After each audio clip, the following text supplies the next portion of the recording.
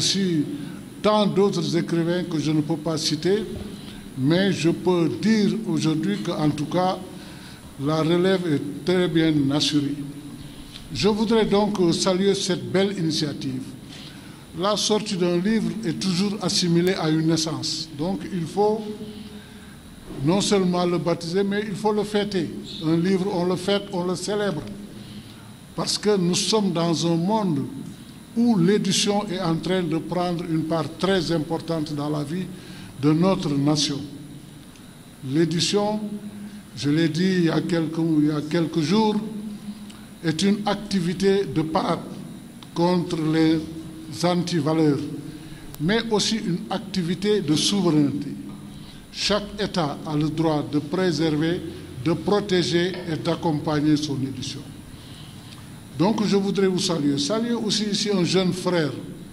Khadim Diop. Je partage avec lui deux associations, je ne dis pas deux associations, deux organismes. Nous sommes membres du CNRA, le Conseil national de régulation de l'audiovisuel. Il représente la jeunesse là-bas, et moi la littérature, les hommes du livre. Nous nous sommes retrouvés il y a quelques jours à l'occasion de l'installation du comité de pilotage, donc pour le dialogue national. C'est dire que c'est sur son invitation et l'invitation de Sen que je me suis trouvé aujourd'hui au sein de dans cette salle pour partager avec vous ces grands moments. Je voudrais saluer aussi les autorités qui sont ici présentes et qui sont venues pour présider cette magnifique cérémonie. J'avoue que j'avais beaucoup insisté d'être là, mais de pouvoir aussi pouvoir regagner Dakar très rapidement parce que j'avais aussi une autre activité, notamment l'exposition donc des arts décoratifs qui se passent donc au monument de la Renaissance. Mais j'avoue que je privilégie toujours le livre parce que le livre est un outil didactique, un outil de formation, un outil même politique. Parce que je le disais tout à l'heure, il y a quelques jours, nous devons tout faire pour préserver l'édition de notre pays, que ça soit entre les mains des nationaux. Parce que c'est un risque et même un péril. Si le livre, si l'édition est entre les mains étrangères, si ces mains sont hostiles à notre pays, ça peut représenter un danger et même une menace. C'est pour cela que je vous encourage dans l'édition et j'encourage surtout les créateurs, la nouvelle génération de Thiès. Je dirige les maisons d'édition Maguilène qui viennent d'être primées à l'occasion de la dernière foire du livre comme la meilleure maison d'édition sénégalaise. Mais il y a 10 ans de cela, nous avons eu le Grand Prix de l'OIF, c'est-à-dire la meilleure maison d'édition africaine. Donc c'est pour cela que je vous exhorte à écrire. Parce que, comme le disent les latins, verba volent scripta manent, nous avons, même si nous avons une civilisation de l'oralité, l'écrit a une part importante dans la conscience de notre peuple. Donc je vous demande, c'est pour cela, je disais tout à l'heure à Sanoho et à Sen, que nous sommes disposés au niveau de l'association et au niveau des éditions Maguilène. Je peux d'abord d'ores et déjà vous faire une proposition pour les jeunes écrivains, les jeunes poètes de Thiès. Je suis disposé à publier une édition d'une anthologie de poètes thiessois.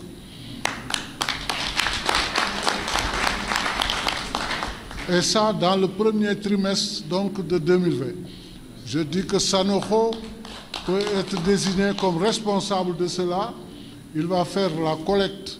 donc, des différents poètes qui souhaitent intégrer, sinon figurer dans cette anthologie, et les éditions Maguilène se feront le plaisir de le publier rapidement et de faire une cérémonie aussi bien à Thiès qu'à Dakar.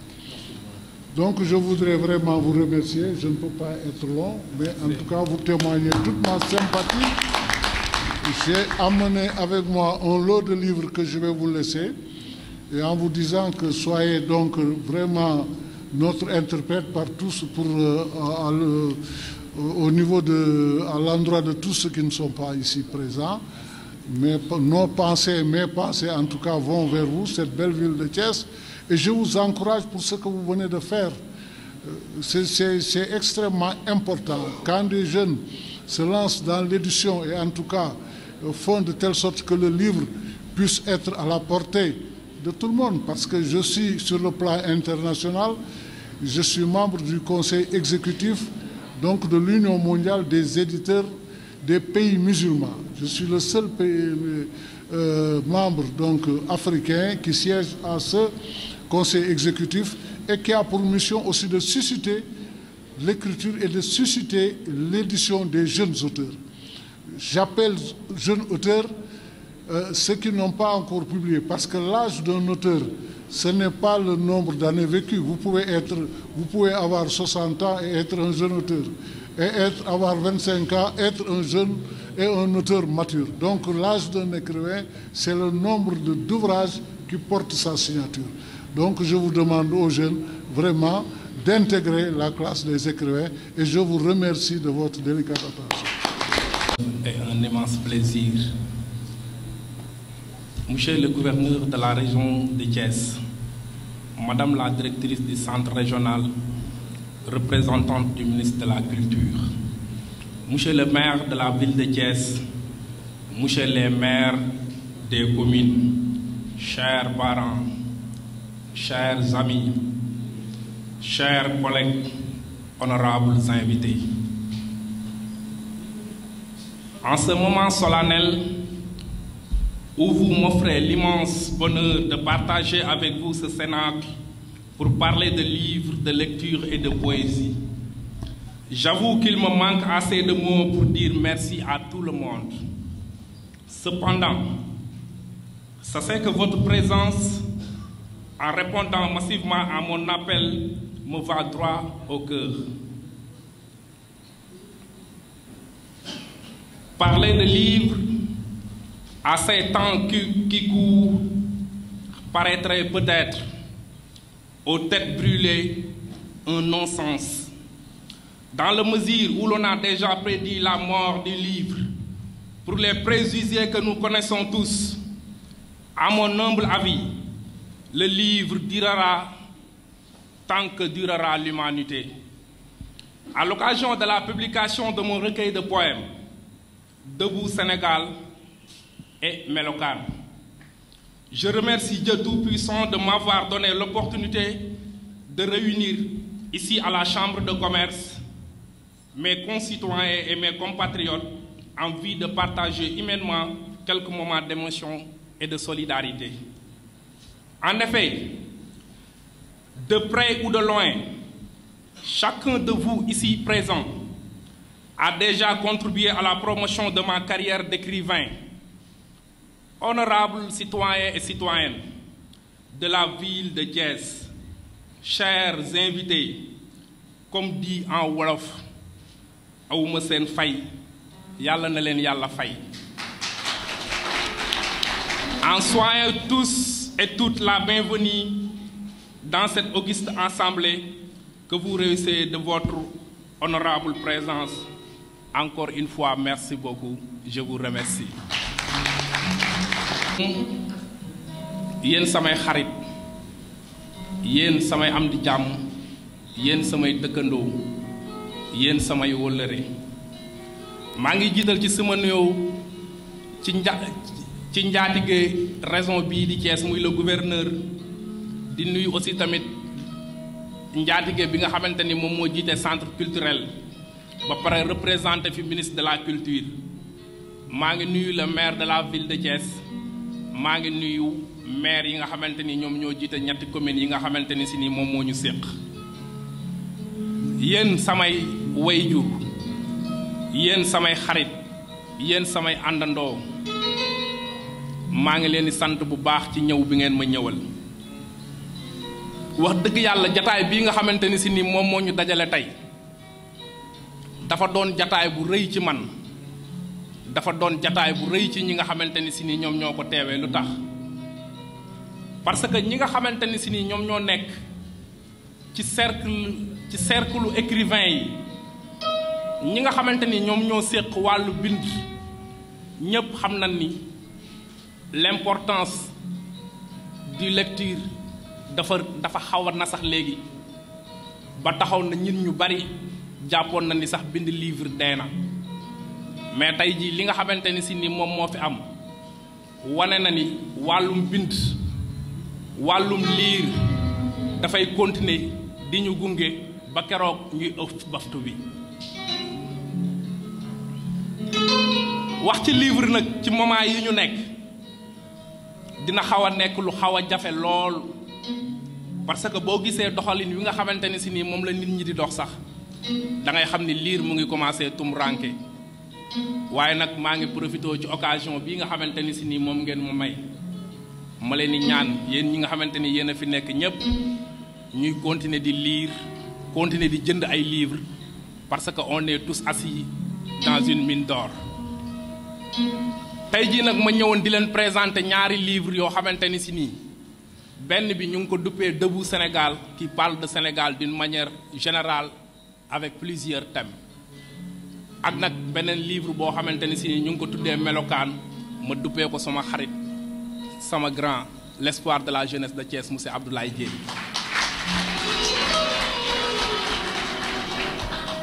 xam naa ni nag du ma guddal samay kàddu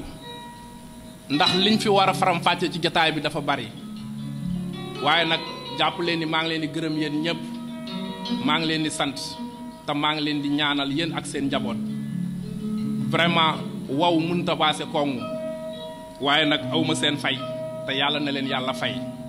vraiment maa ngi leen di remercier assistance bi yëpp di remercier ñi fi teew ñëpp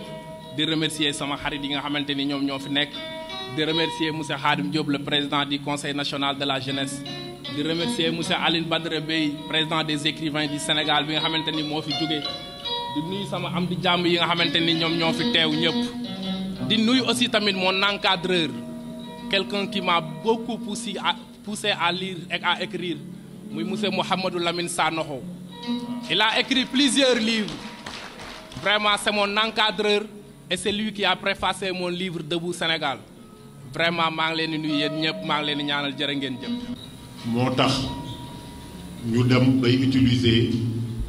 la langue française wala sax ñu dem ba ci bind waaye loolu du gàccee quelque part parce que ndam la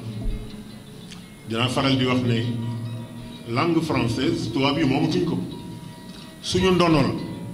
moo tax ñu sañ ci bind sañ ci wax puisque livre bi El Hadji Xaar Sène bind mu tudd Debout Sénégal mooy bon Sénégal bon jugal taxaw ci làkku français lañ ko bind moo tax ma def communication bi ci français maa ngi am yaakaar ne su ma defee communication bi lan ci public bi bon maanaam bon dina ma jéggal le fait que ma def ko ci français parce que livre bi ci français lañ ko bind mais bu ñu amoon jot dañ koy def ci français faram fàcce ko ci wolof mais xam naa ne jot dañ ko may kon ci kaw loolu maa ngi leen di ñaan ngeen may ma permission ma def communication bi ci français. Donc nous allons parler de l'importance du livre et de la lecture. D'abord, qu'est-ce qu'un livre? C'est une question que posait Kant dans la seconde partie des fondements de la métaphysique des mœurs. Et il définissait très clairement ce qu'est un livre. D'un côté, c'est un objet produit par un travail de manufacture, quel qu'il soit, copie, manuscrite, impression ou éventuellement production électronique, et qui appartient à celui qui l'acquiert. En même temps, un livre, c'est aussi une œuvre, un discours. Kant dit que c'est un discours adressé au public qui est toujours la propriété de celui qui l'a composé et qui ne peut être diffusé qu'à travers le mandat qu'il donne à un libraire ou à un éditeur pour le mettre dans l'ère de la circulation publique, comme aujourd'hui M. Xaar Sène vient de le faire. Et tous les problèmes de la réflexion tiennent donc à cette relation complexe entre le livre comme objet matériel et le livre comme œuvre intellectuelle ou esthétique. Parce que jusqu'à aujourd'hui, la relation s'est toujours établie entre ces deux catégories, entre ces deux définitions. D'un côté, des œuvres qui ont une logique, une cohérence, une complétude, et de l'autre, les formes matérielles de leur inscription qui pouvaient être dans l'Antiquité et jusqu'au 1er siècle de notre ère, le rouleau. Dans ce cas-là, très souvent, l'œuvre est disséminée entre plusieurs objets. À partir de l'invention du codex, c'est-à-dire du livre tel que nous le connaissons encore, avec des cahiers, des feuillets et des pages, une situation inverse apparaît. Un même codex pouvait, et c'était même la règle, contenir différents livres au sens d'œuvre. Puisque nous devrions abréger, nous allons... disons que nous n'allons pas nous éterniser sur l'exposé. Nous faisons juste un résumé. Donc nous passons rapidement à la lecture. Qu'est-ce que lire? Depuis l'invention de l'écriture, les pratiques de lecture n'ont cessé de changer. On lit à haute voix en famille, à la veillée ou seul et silencieusement. Il y a une double dimension morphologique et chronologique. On peut repérer des moments où les conditions de possibilité de la lecture se transforment massivement. Dans un très long développement médiéval, les lecteurs de plus en plus nombreux ont pu lire comme nous lisons, c'est-à-dire silencieusement et par les yeux, alors que la lecture oralisée était à la fois une forme normale de partage du texte entre les lettrés et une des conditions de compréhension du texte.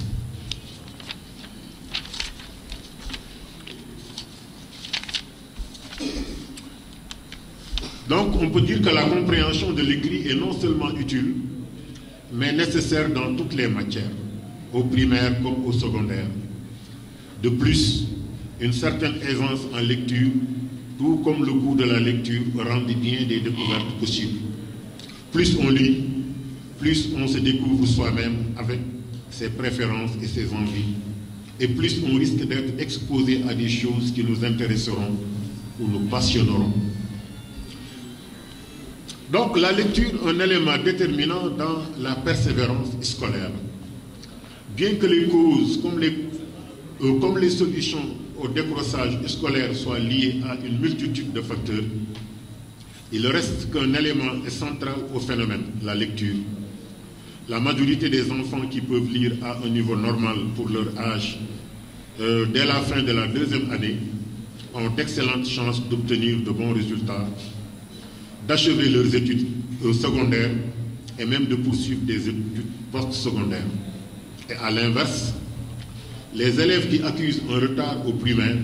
ont beaucoup plus de chances de redoubler et de décrocher au secondaire. On comprend assez facilement pourquoi la lecture est un pilier des apprentissages. Donc, puisque le livre que nous n'avons pas tardé à présenter est du genre poésie, essayons de donner brièvement quelques définitions de la poésie. Qu'est-ce que c'est la poésie? La poésie, on ne sait pas ce que c'est, mais on la reconnaît quand on la rencontre. Ça, c'est Jean Lancelme qui le disait, c'est un poète français. Un autre poète dit: la poésie est un monde enfermé dans un homme. Il s'appelle Victor Hugo. Un autre dit encore: la poésie, c'est ce qu'on rêve, ce qu'on imagine, ce qu'on désire et ce qui arrive souvent. Ça, il s'agit de Jacques Prévert. La poésie, ça sert à voir avec les oreilles. Ça, c'est Jean-Pierre Despétris. La poésie, c'est de savoir dire qu'il pleut quand il fait beau et qu'il fait beau quand il pleut. Ça, c'est Raymond Queneau. La poésie, c'est le langage dans le langage. Ça, c'est Paul Valéry qui le dit. La poésie est une musique que tout homme porte en soi. Ça, c'est William Shakespeare. La poésie est la rencontre de deux mots que personne n'aurait pu imaginer ensemble. Ça, c'est de Federico Garcia Lorca. Toute la poésie, c'est cela. Soudain, on voit quelque chose. Ça, c'est lui, Zhukovsky, qui le disait. La poésie, c'est quand le silence prend la parole. Ça, c'est Georges Duhamel. Donc, vous voyez, chacun de ces grands poètes a cherché à donner sa propre définition de la poésie. Maintenant, voyons la définition grammaticale de façon brève. La poésie est un genre littéraire très ancien, aux formes variées écrites, généralement en vers, mais qui admettent aussi la prose et qui privilégie l'expressivité de la forme, les mots disant plus qu'eux-mêmes par leur choix, sens et sonorité, et leur agencement, rythme, métrique, figure de style. Sa définition se révèle difficile et varie selon les époques, au point que chaque siècle a pu lui trouver une fonction et une expression différente, à quoi s'ajoute l'approche propre à la personnalité de chaque poète. J'espère que les professeurs de français ici présents ne me laisseront pas mentir. Poésie s'écrivait jusqu'en 1878, poésie avec un tréma sur le E. Le tréma marquait donc une disjonction entre les voyelles O et E. Le terme poésie et ses dérivés poète, poème viennent du grec ancien poésis. Le verbe poien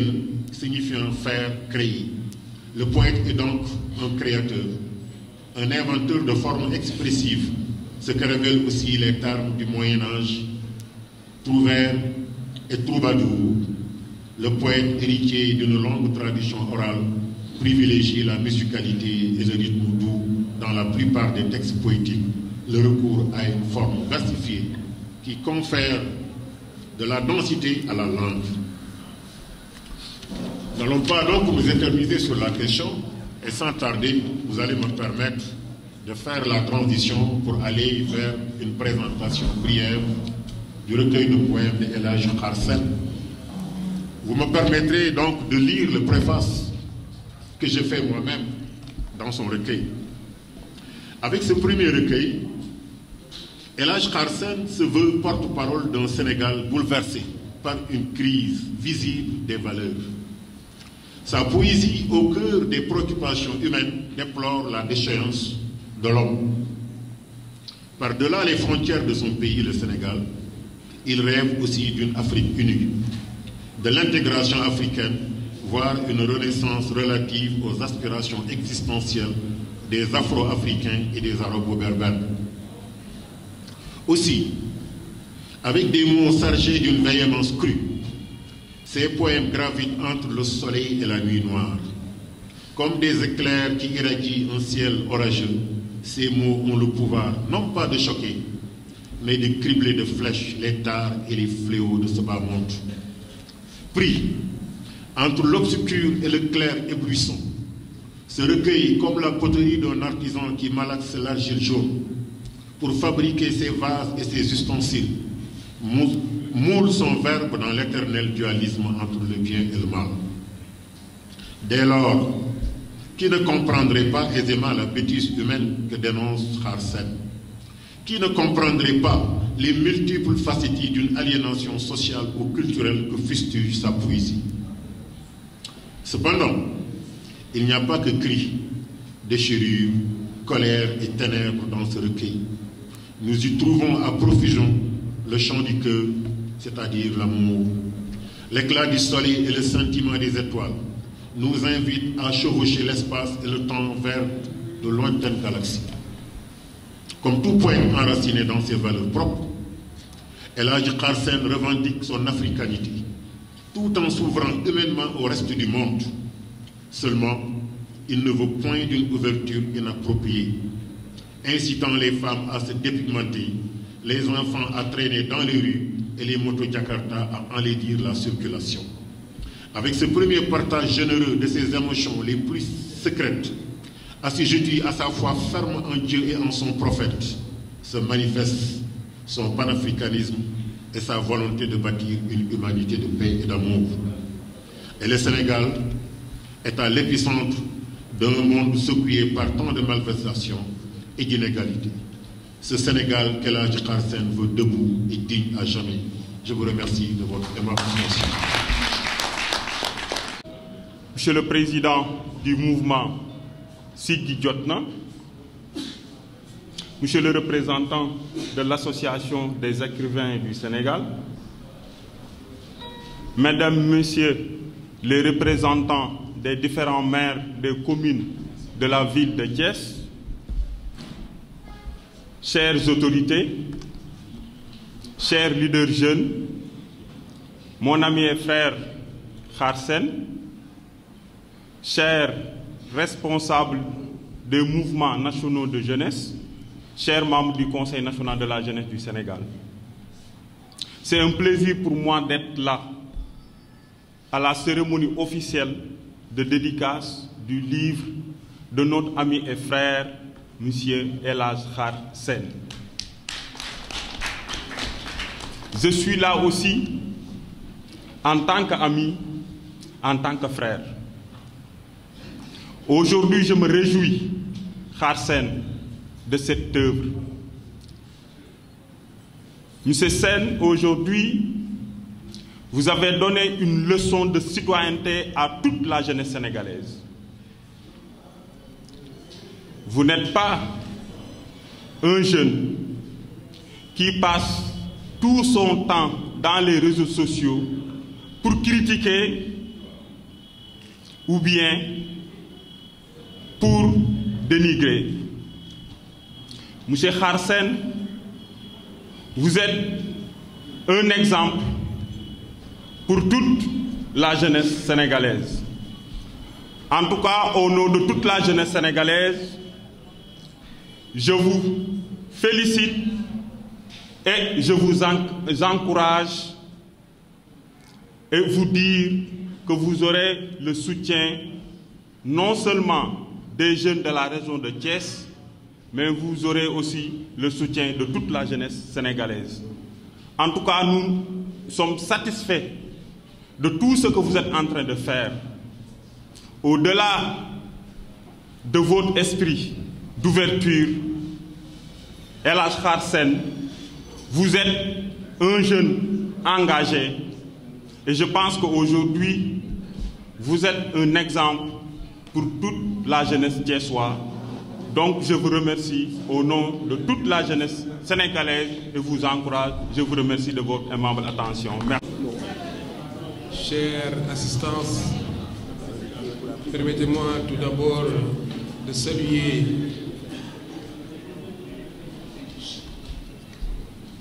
Monsieur le maire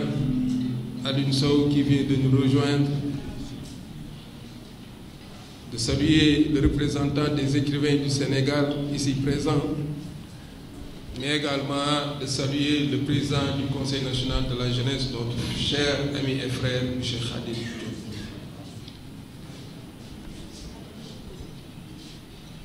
Bonjour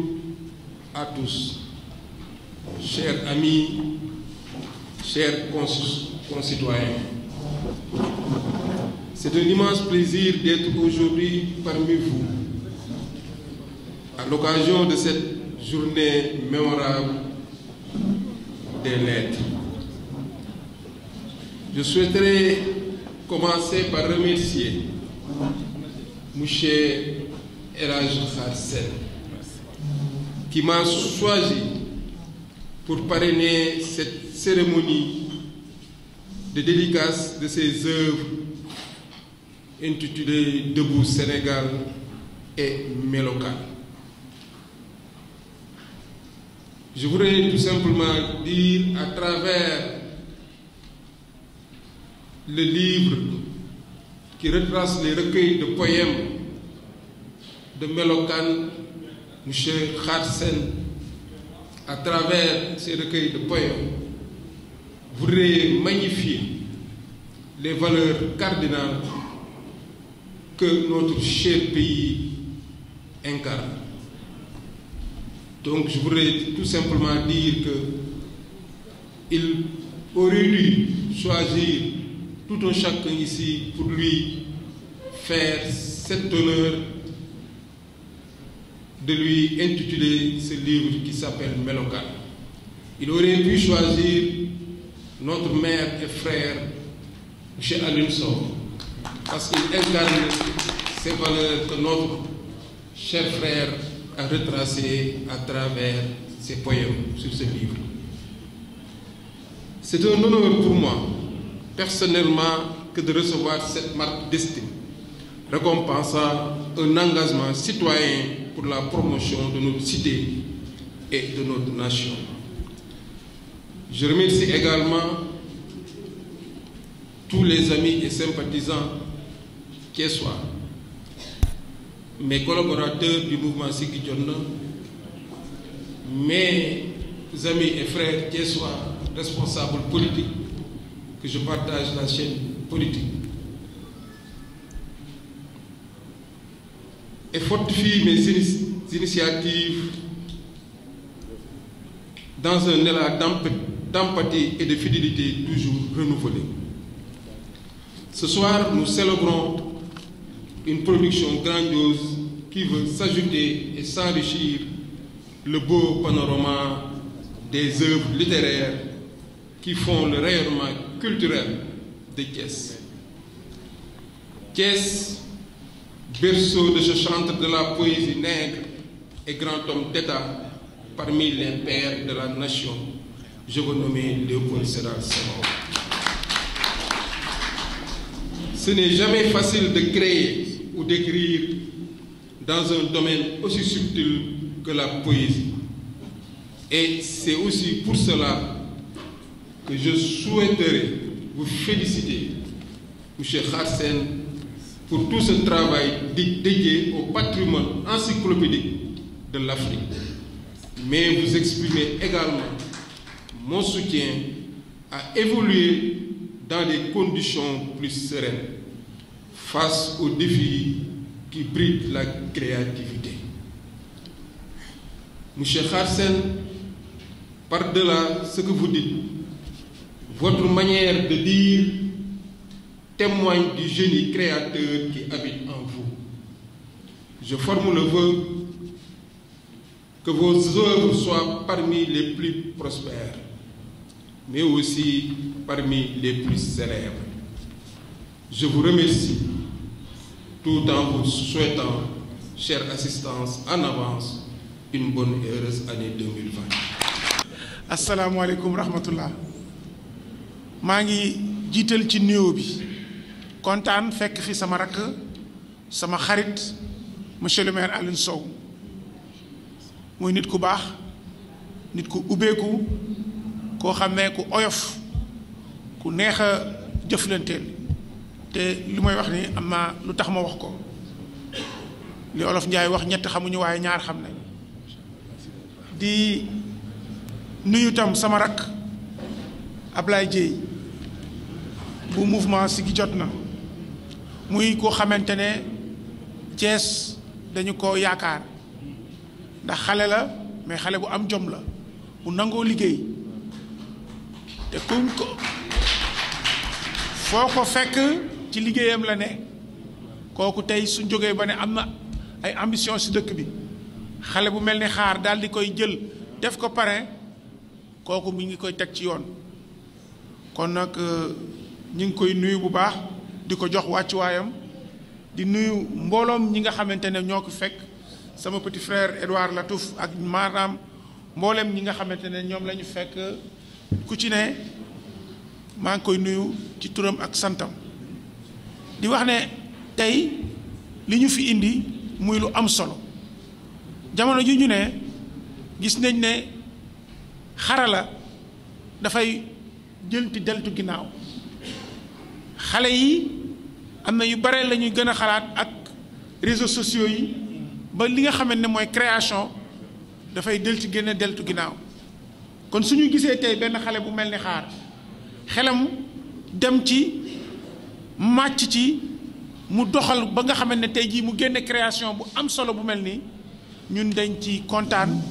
di ko encourager ne ko yii mooy yoon wi di ñaan li nga xamante ne mooy jéego ci jéegoom yi njëkk yi mu njëkk def nekk jéego yoo xam ne ci kanam la jëm mu nekk ci écrivain yu mag yi nga xamante ne ñoom la ñu wax xam ndax Thiès neexul ba neexul région de Thiès dëkku création la soo demee ci monde théâtre bi nga monde ci cinéma bi nga même ci écriture bi Thiès dafa mës a nekk ci kanam kon su xale yi tey jii jógaatee seen jël seen loxo capp ko ci seen xalima di daal di daasaat ko di bind ñun ñi dañ ci kontaan di ko ñaanal yàlla na ko yàlla may ndam salaam. shaytaani rajiim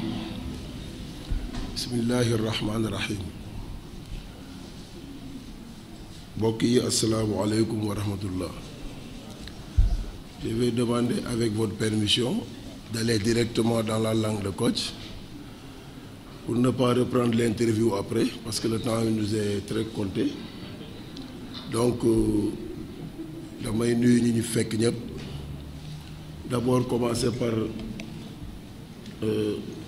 suñu grand frère ñun ñëpp ma jàpp ni moo ñu mag muy le docteur Ndiaye suñ ko joxee nuyoo jox nañ ko ñu fi nekk ñëpp particulièrement ay nuyoo jëmale ko ci suñu frère Ablaye Dieye que j'encourage beaucoup. am na loo xam ne jarta wax ci mbooloo mais moom xam na man xam naa yàlla xam na je crois que seede borom subhanahu wa taala moo dàq seede yëpp li nga nekk ne ci yàlla na yàlla jàppale leneen li di wax ñi nekk ci ginnaaw ñi ma gisul ñëpp commencé ci madame le maire Ndeye Amy Diouf mi toog ak ñi nekk ci wetam ak ñëpp ak ñi ci kanam ñu ngi nuyu ñëpp xaar je crois que su ma ñëwee fii d'abord ñëw naa fii en tant que maire de la commune bi abrité la chambre de commerce mais lépp solo li ma fi indi man pour mu leer mooy li ñu boole te bu maire gi jeexee dafiy des mooy connaissance bi mooy relation bi yàlla defoon ñu cultiver ko bu yàgg yàlla ak dogalam ñëw dénkandi ma li nga xam ne mu ngi ci sama loxo ma jàpp date bi mu tàmbali te xaw ma kañ lay jeex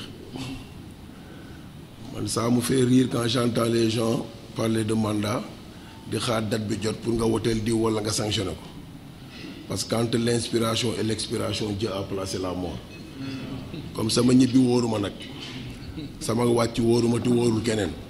nañ delloo lépp ci borom subhanahu wa taala moo tax ma ni relation bi ñu seq mu vieille de plus de 20 ans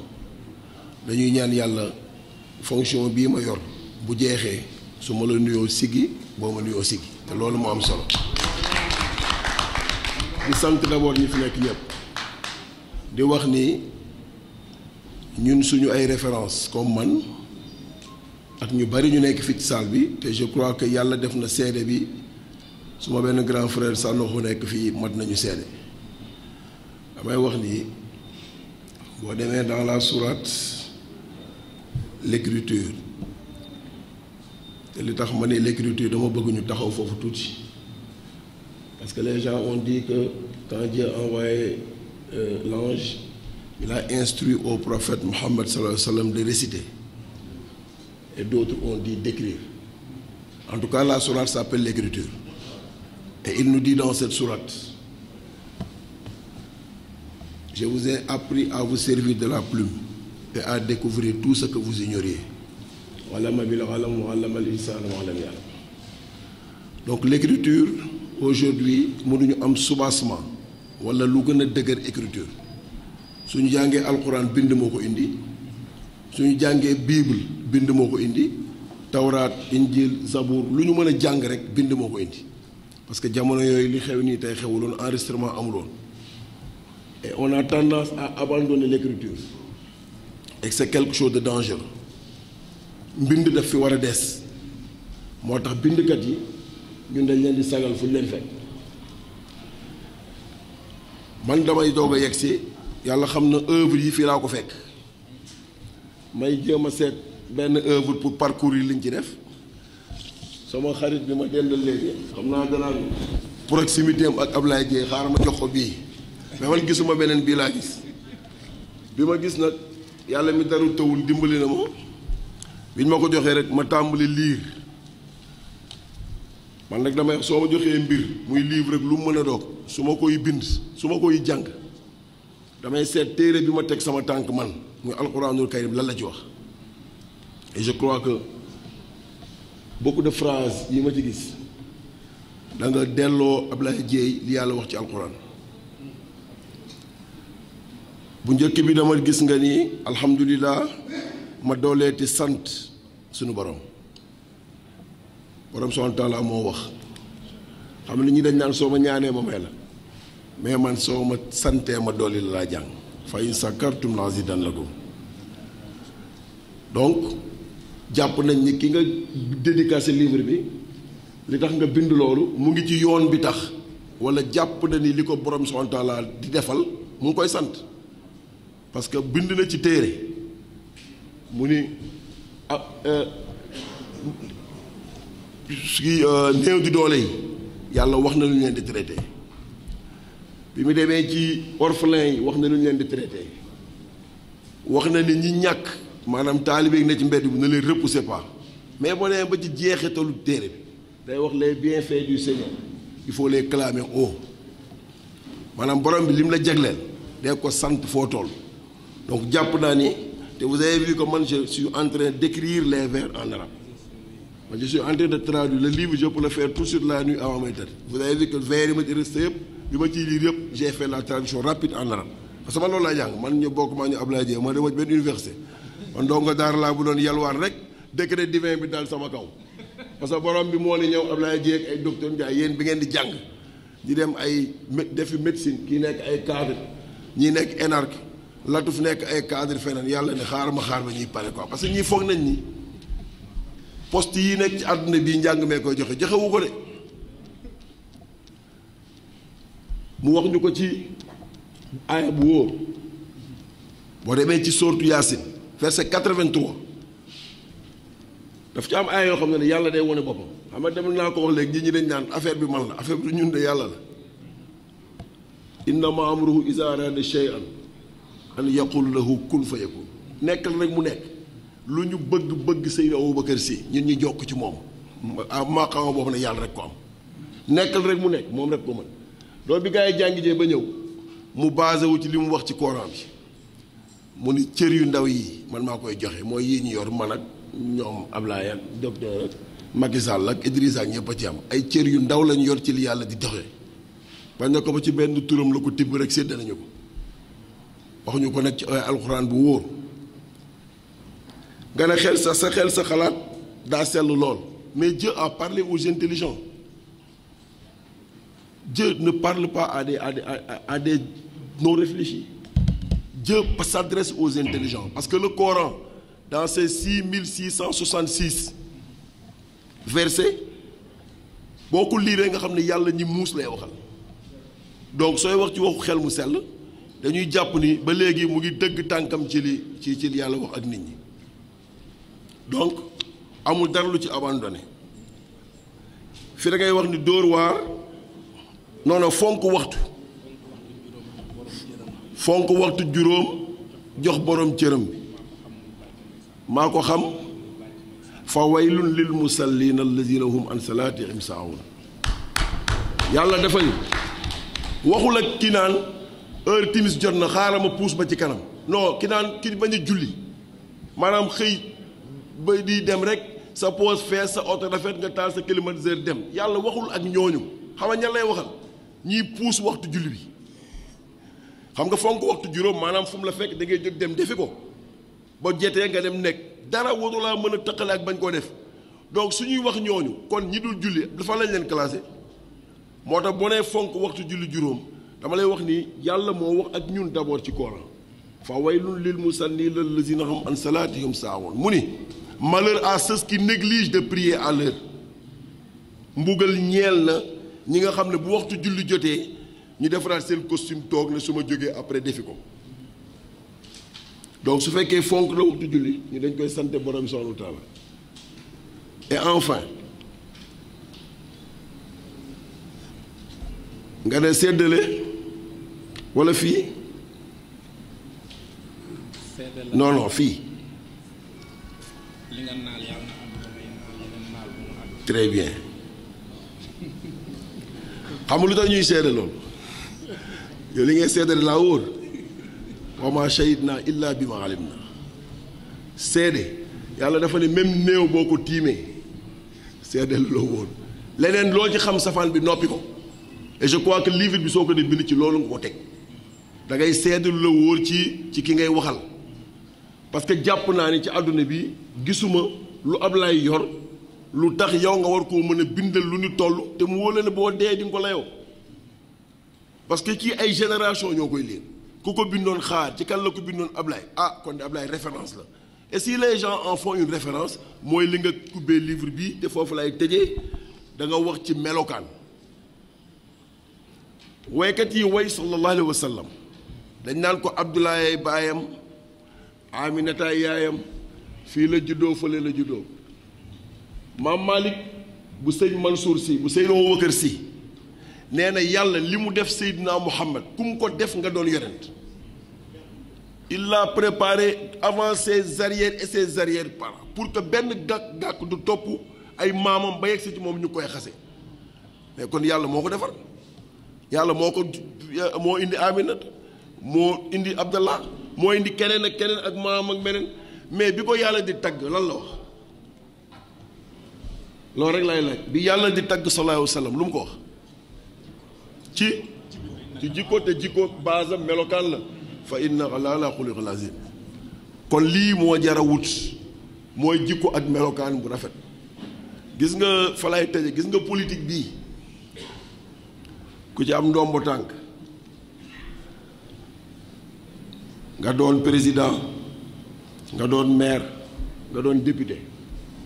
wala sa njàng may la nga doon gouverneur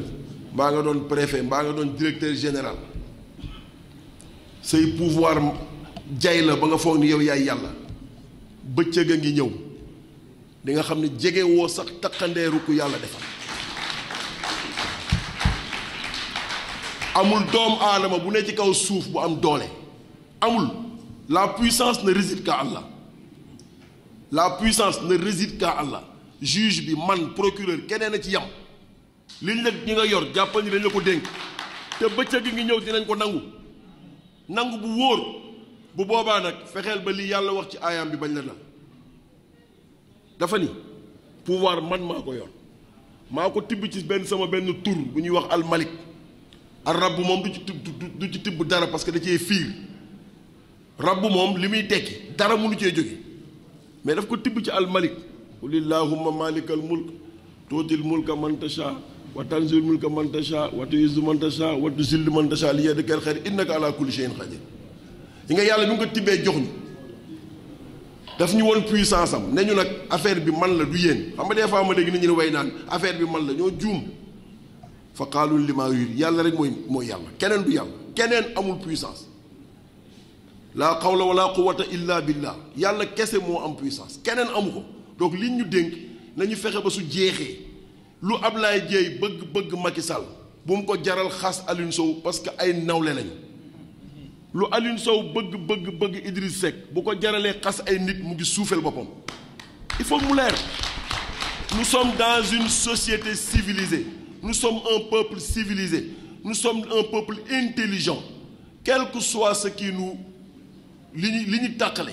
li ñu boole moo ko ëpp doole parce que li ñu boole moomuñu ko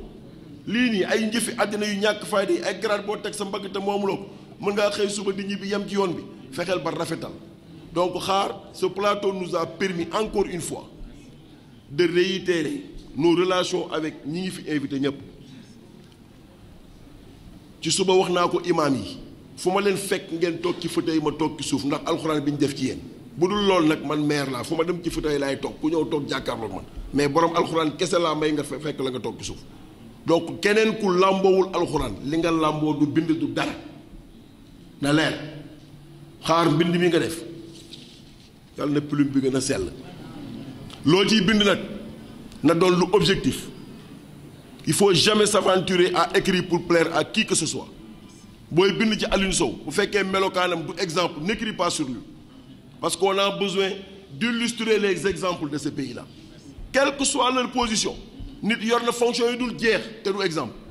nit ne ci mbedd mi di dox nit ñi xeeb ko maam Abdou daan la wax ni foo romb ko sol sagar te amul xet jàppal ni ma kii nga dajeel voilà mu ngoog maam Abdou moo ko wax de te maam Abdou Aziz Dabakh du waxantu nee na foo romb nit mu soli sagar ba tilim nit ñi di ko teg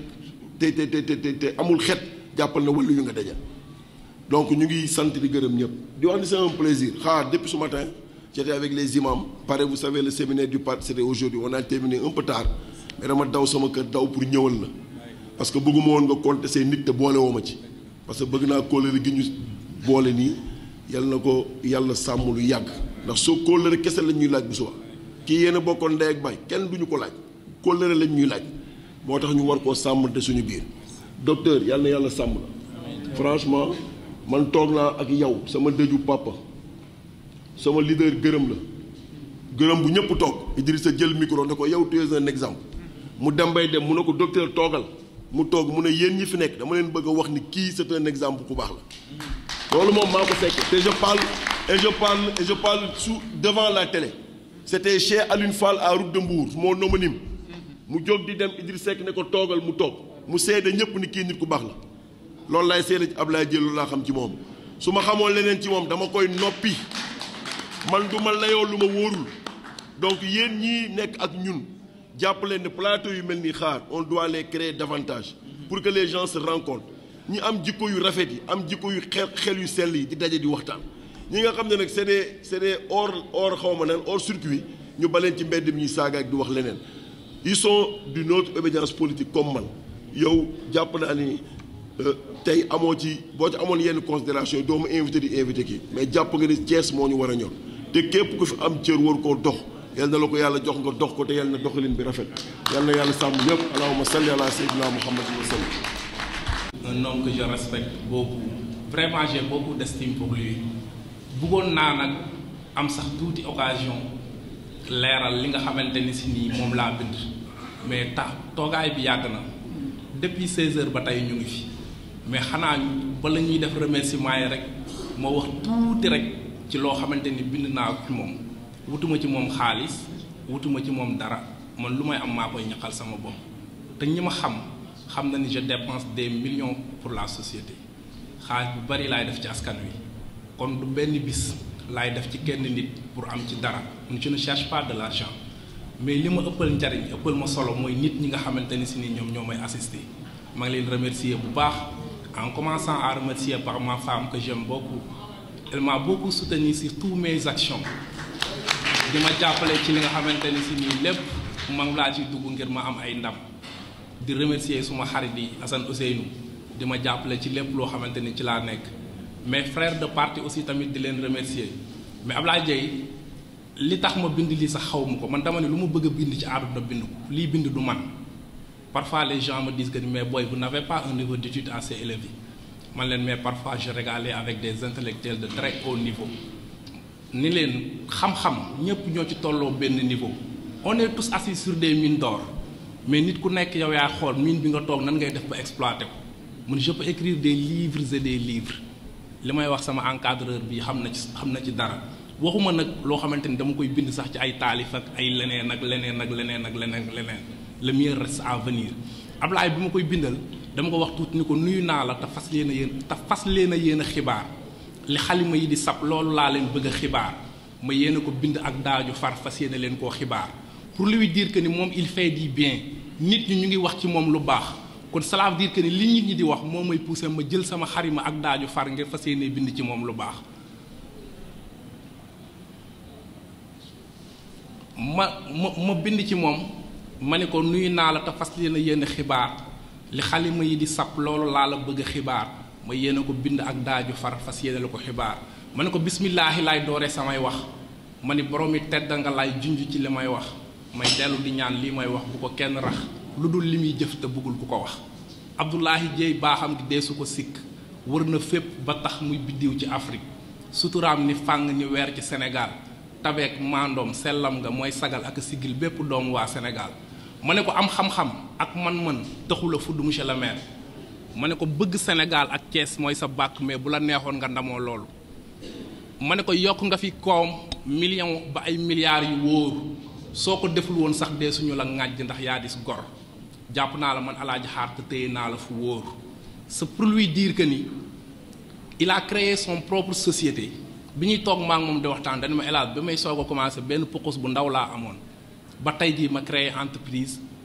jël ci ay nit ñuy ñëw di liggéey ci loolu sax di dem dinaa dugg ci jël temps nit ñi monsieur le maire wax na ko sànq bi ma ko wax alhamdulilahi ma dellu sant sama borom moom mi aji buur yi di buur yi amul moroom dem naa sax ba ci biir taalif bi di ko wax ni di ko wax ni ku fi feebar nga faj ko ku loof nga dundal ko ñay boo koy ñaanal da nga koy ñaanal mu rëy da nga koy ñaanal mu gudd fan mais doo ko ñaanal mu rëy ndax moom def na ko ba pare. encore une fois estime bi ma am ci moom laay waxaat assistance bi man du ay xaalis laay wut ci moom ndax Ablaye joxe lu ma dépense fayul samay jàngi doom jënd lu ma ordonnance maa ngi def sama mieux di gérer sama famille mais Sénégal dafa metti loo wax ci nit ñu ni da koy dóor le mot dóor rey na ñëpp loo wax ci nit lu baax ñu ni non kii day dóor lan mooy le mot dóor dangaa wax ci nit lu baax est-ce que lu baax li muy wax monsieur le maire wax na ko sànq ndax lu dëggu la est-ce que ki ñu koy wax ci moom jar na ko parfois foofu la ñu war a mën a poser question yi encore une fois monsieur Dieye di la remercier di remercier aussi tamit sama encadreur bi muy Mouhamadou Lamine Sanokho kii sama référence la daf ma wax benn jour wax bu ma tuuse mu ne ma El Hadj li sa baay def ci man loolu laay delloo ci yow musuma dem ba xam ni dinaa dajeeg doomu Fodé Sène boo xamante ni damay jël xam-xam bi nekk ci man di ko def ci moom ni ma sa papa moo tax man ma nekk écrivain mu ni ma sama papa ak sa papa ñoom ñaar ñoo doon ànd mais boo gisee ma dem ba am amuru di bind moom il a écrit 7 livres soo dem na ba léegi bindatul sax di génn mais day bind sànni ci net bi noonu lay jaayee ay livre am di ma encadrer su ma bindee ba pare moom moo koy corriger moo yi ngeen gis ci livre bi mu garaaw yëpp moom moo ko si dugal kon kooku aw ma fayam monsieur le président du conseil national de la jeunesse monsieur Khadim Diop maa ngi lay remercier kii moom conseil national de la jeunesse boolewuñu c'est un ami et il continue à être mon ami jusqu'à le dernier souffle de mon sang monsieur le président maa ngi lay nuyu di nuyu aussi tamit sama frère yi Pam Malick di nuyu aussi tamit le Dieudonné sama goro François ñoom ñëpp man maa ngi leen di nuyu Maguette ma sœur Ndeye Ami Dioum xamante ni ñoom partagé ndoo maa ngi moom UJTL ensemble kii c'est le président du conseil départemental de la jeunesse de Tivaouane mon grand frère et mon conseiller Edouard ñi nga xamante ni ñoom ñoo may assisté ñëpp ak quelqu'un nag boo xamante ni si nii moom tamit daf may jàppale di ma conseiller Rokhaya maa ngi lay nuyu bu baax maa ngi lay ziar aussi tamit di nuyu président Cheikh man je suis membre de l'INACOI chargé de la communication au niveau de la jeunesse et au niveau national kii moom mooy sama président di Cheikh Gueye jóge ba Dakar ñëw assisté Idi Thiam yónni ko fi mu ànd ak sama secrétaire général Seydou Diong ànd ak aussi tamit sama doyen Badou ak assistance bi nga xamante ni ñoom la àndal ñëpp maa ngi leen nuyu monsieur Ndiaye jàpp naa ne sama livre yow yaa ko waroon a génne ndax bi ma bindee ba pare yow laa njëkk a woo ni la damaa bëgg nga éditeel ma livre bi mais li nga ma waxoon dégg naa ko jàpp naa ko mais des na incha allah fii si kanam tuuti am na boo xamante ni maa ngi ci liggéey maa ngi le doyen Sanokho dinaa ko génnee sama géwélu bopp yi aussi tamit mënu ma leen a fàtte ñoo xamante ni fu ma nekk ñu sagal ma foo leen mayee téeméer ñu ni junni la ma may ñooñu maa ngi leen di sagal bu baax maa ngi leen di remercier sama waykat yi nga xamante ni si ni fu ma nekk ñu fekk ñu fa te laaju ñu ma dara lu ma nekk rek ñu may puus ngir ma am ndam vraiment Malo maa ngi lay nuyu jabaate bëgg xaalis maa ngi lay nuyu waaw di nuyu ñëpp vraiment maa ngi leen di nuyu bu baax a baax sama xol dafa sedd lool monsieur le maire nag Aliou Sow li ñu boole du ay maire kii man maa ko doon dóoral ay kayitu judd su ma demee encaissé 2000 ñëw jox ko 1000 francs su ma encaissé 2000 ñëw ñu ko monsieur le maire 1000 francs lañ ma jox damaa bëgg nga defaral ma benn kayitu judd jàpp naa ni Medina Fall bu fekkee ay 200 xale ñoo fa nekkoon amuñu kayitu judd yaakaar naa ne 150 yëpp moom moo defar seen kayitu judd ndax parfois dama leen di wax ni leen li ma liggéeyee ak ñoom du ay politique. Remercier aussi tamit le maire Talla Sylla il m'a beaucoup soutenu il m'a appelé hier nuit ni ma El Hadj lan moo manqué ci affaire bi man woote bi sax daf maa bett ma ne ko xam nga organisation moom dafay laaj ay kii mu ni ma léegi ñëwal fekk ma ci kaay Thiès bi ma ñëw fekk ko fa affaire bi xat mu ñibbi mu xëyaat suba waat ma téléphone ni ma ñëwal fekk ma ci auditorium bi ma ñëw mu yëkkati xaaj bari jox ma ni ma lii sama participation la ci affaire bi kon monsieur le maire Talla Sylla nekku fi mais maa ngi koy gërëm ñii samay morom lañ Aliou Sow muy Dieynaba Sall Ahmed Mbaye biri dawul coow Yankhoba Diattara nga xamante ni moo ma formé politiquement ñii samay morom lañ dama leen di fekk fu ma neex di leen laaj lu ma neex te duñ ci teg baat li ñu boole du ay politique c'est au-delà de la politique malgré nag tey ñëw nga taxaw kàllaama Idrissa làkk ñuy arab ba ñu sonn mais néanmoins maa ngi leen di gërëm bu baax di gërëm aussi tamit Massaer maa ngi lay gërëm mais sans oublier monsieur Thiayassine vraiment depuis boobu ba tey taxawu nga ma ci lépp su ma woowee kii jotuma ko sax dama naan ko nii mais Thiayassine sa waa ji woo naa ko ñaar yoon jotuma ko lu xewati mbaadu gars yi dañ fee jaar mu ni ma non non moom il n'est pas comme ça kon Thiayassine maa ngi lay gërëm bu baax mat nga coordinateur mat nga li nga doon parce que njiit ñi muy àndal rek lañ koy nawee suñ melee ni ñu war a mel rek nit ñi fonk ko soo melul ni nga war a mel nit ñu xarab ko xarabaale la kon vraiment maa ngi leen di gërëm sama xarit yi sama géwal yi Adama Diouf maa ngi koy nuyu Mara Pape Mbodj Góora vraiment nuyu naa leen sant naa leen bu baax a baax gis naa ñi nga xamante ni tamit ñëw nañ ñëpp jënd livre maa ngi leen di gërëm Pape Malick Sow maa ngi lay gërëm bu baax a baax vraiment Ndiaga Wade nga xamante ni dem na Góora vraiment ñëpp sama xarit nag boo xam mooy sama directeur Cheikh Ndoye moom su ma affaire bi jaaxalee rek moom laay wax ni ko kaay bindal ma chèque sama xarit la sama waay la ku nit ku may jàppale la Cheikh xaw ma ba xaw ci assistance bi xaw ma nekk fi mais maa ngi koy gërëm Jibi Dieye aussi maa ngi lay gërëm ma sœur Adji maa ngi lay gërëm la presse je vous salue infiniment lu ma nekk ngeen ñëw Bou Kounta nag moom mention spéciale Bou Kounta Ousseynou Diouf sama xarit la moom il m'a beaucoup soutenu sama action sociale yi may def yépp daf siy jàpp ñoom li ñu may jàppale en 4 minutes sax ñemewuma koo wax ak sama beau frère boobu Matar maa ngi koy nuyu bu baax Matar Taalif nga xamante ne ñu ñoo bokk cercle bi Taala Dija Taala vidéo bu ngeen gis ma génne ko rek moom moo ko def publicité yi ngeen def avant première yépp dama koy wax yow vous êtes l'animateur de la jeunesse kon maa ngi leen di gërëm bu baax Kia maa ngi lay gërëm maa ngi lay ñaanal sama mère yu baax yooyu maa ngi leen di gërëm maa ngi leen di ñaanal waaye nag mention spéciale sama soxna kooku moom beneen affaire la am na sama benn xarit bu ma musa wax benn affaire ni ma est-ce que xam nga ni bi ñu lay may soxna temps bi yëpp dañ koo consacré wu ci di leen wax ci temps bi ngay def parce que on était ensemble pendant 12 ans ma soog ko jël soxna bi muy soog am entrée en sixième bi muy jàng ba bi muy génn sa mère aussi tamit il m'a beaucoup soutenu ñun ku nekk ak ñun da ngay muñ rek parce que ñun on passe tout notre temps à courir les rues Massar maa ngi lay gërëm l'homme bi nga xamante ni si sax moom moo bind le portail di jaabu te mooy joué ci maa ngi ko ci nuyu bu baax a baax Massar gis naa taxawaay bi waa centre culturel gis naa jàpp bi di leen jox daje rek ci loo xamante ni si nii yàggul dara in uridu ila al-islaha mastata'tum wa ma tawfiqi illa billah wa salaamu alaykum wa rahmatullah